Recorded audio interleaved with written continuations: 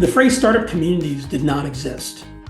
And I was looking for a phrase when I wrote the book that forced people to think differently about what was going on.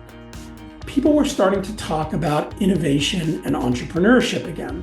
And places that were now being talked about as in the US for that included, the Bay Area or Silicon Valley, New York, Boston, and then Boulder would show up. And Boulder didn't really belong in that list. It was not anywhere close in terms of scale of those places, but the magnitude of companies per capita in Boulder was off the charts. The Boulder thesis had 4 principles, and they were simple. Number 1 is that the founders have to be the leaders of the startup community. The founders have to be the leaders of the startup community. Full stop. Second, you have to take a long-term view. You have to have a 20-year view. And over time, I started to say you have to have a 20-year view from today. So every day your view resets and you're still looking out 20 years. So 5 years from now, you're still looking out 20 years. So you're really taking a long view of what you're trying to do in your startup community.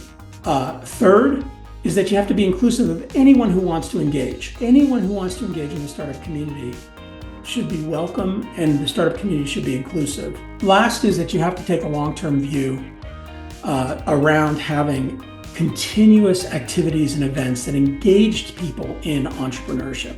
Founders have to be the leaders. You have to have a long-term view. You have to be inclusive of anyone who wants to engage. You have to have activities and events that engage the entire startup community on a continual basis. And then, of course, much more depth in how to think about that in the book with examples. And then the second book, Startup Community Way, Ian and I sort of even went a level deeper in terms of giving ways to think about that and structure around